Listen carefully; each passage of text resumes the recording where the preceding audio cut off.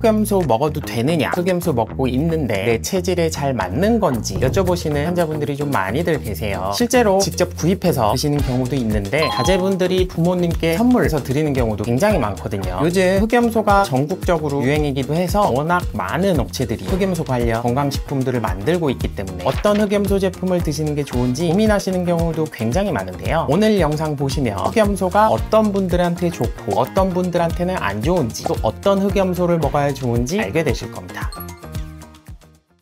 안녕하세요. 임상 15년차 매일백세한의원 송원장입니다. 어르신들을 위한 건강에 도움되는 진짜 정보를 전달드리고 있습니다. 요즘에 흑염소 진짜 많이들 드시거든요. 특히 코로나 지나고 면역력이나 체력, 기력 이런 거 이야기하면 예전에는 홍삼을 되게 많이 드셨다면 요즘에는 흑염소 많이들 드시고 계시거든요. 그런데 흑염소 드실 때 꼭 챙겨보셔야 하는 것들이 있습니다. 일단 흑염소 하면 탕이나 전골 해서 음식으로 드시는 경우도 있고요. 아니면 약재들이랑 같이 넣고 즙으로 달여 드시는 경우가 제일 많은데요. 꼭 주의해서 챙겨보셔야 하는 것들이 있습니다. 일단 흑염소를 달여서 즙으로 만들 때는 흑염소들 손질해서 약탕기 넣고 한약재 넣고 압축해서 달이거든요. 달일 때 누린내 잡고 건강에 더 좋으시라고 한약재들 넣는 경우들이 많거든요. 제일 먼저 중요하게 생각해야 되는 게 이때 진짜 흑염소를 달이는지 이거부터 체크를 좀 하셔야 됩니다. 얼마 전에 뉴스에도 나왔었는데 국내산 흑염소라고 하고서는 호주산 흑염소 쓰는 경우도 있었고요. 더 해가지고 흑염소 아니고 그냥 염소, 흰색 염소 쓰는 경우도 있었거든요. 진짜 흑염소를 달이는지 안 달이는지 체크할 수 있으면 이게 사실 제일 중요하고요. 또 얼마나 많은 양이 들어가는지도 중요한 게 흑염소가 진짜 반마리 들어가는지 한 마리 들어가는지 진짜 조금 들어가는지 업체마다 다 다르거든요. 이건 뒤에서 자세하게 말씀드리도록 하고요. 들어가는 약재들도 좀 같이 봐야 되는데요. 제일 많이 들어가는 게 쌍화탕 종류입니다. 계피, 생강, 배추, 작약, 당귀, 황귀 이런 약재들 많이 들어가거든요. 업체에 따라서는 태음인한테 좋은 갈근이나 소음인한테 좋은 흑마늘, 소양인한테 좋은 산수유, 엄마들한테 좋은 익모초 이런 것들을 추가해서 들어가는 경우들도 있습니다. 이게 한 말씀드리기 조심스러운 부분인데요. 앞서 말씀드린 꼭 체크해 봐야 되는 것 중에 제일 중요한 게 과연 흑염소가 진짜 얼마나 들어가는지 이게 좀 중요합니다. 즙으로 만들어서 식품으로, 제품으로 만들어진 것들 보면요. 영양 성분표들이 있을 텐데요. 요 영양 성분표에 흑염소 추출의 70%, 80%, 90% 이렇게 막 써 있는데 사실 이건 크게 중요하지 않고요. 진짜 중요한 건 고형분, 흑염소가 얼마나 들어가 있는지 진짜 그 성분입니다. 흑염소 즙에서 수분을 날렸을 때 흑염소가 과연 얼마나 들어있을 것인가 이게 흑염소 고형분으로 표시가 되거든요. 제품들을 인터넷 찾아봤을 때 고형분이 표시가 안 돼 있는 것도 있었고요. 높으면 9%, 10% 이 정도 들어있다고 하더라고요. 사실 우리가 흑염소 효과를 보려고 흑염소 즙을 먹는 거라서 흑염소가 제일 많이 들어가 있어야 되는데 흑염소가 얼마 안 들어가 있는 경우들이 있기 때문에 실제로 얼마가 들어있는지 확인을 꼭 하셔야 됩니다. 이게 좀 웃긴 게 실제로 흑염소 효과라기보다는 같이 들어있는 약재들 효과인 경우들도 많을 거거든요. 제일 많이 들어있는 쌍화탕 기준으로 얘기하면 손발 따뜻해지고 피로 회복될 거고 어깨 가벼워질 거고 혈액순환 잘 돼서 쥐나는 거 줄어들 거거든요. 이걸 먹었을 때 진짜 이게 흑염소 효과인지 약재 효과인지 좀 헷갈리는 게 있을 것 같습니다. 고형분 관련해서 조금 더 말씀드리고 나면 홍삼 같은 경우에는 고형분 따졌을 때 높은 제품들을 보면 고형분이 막 60%, 70% 막 이렇게 나오거든요. 진액 안에 홍삼이 60에서 70% 들어있다는 이야기인데 이 흑염소는 달여놓은 한 팩 안에 흑염소가 10%,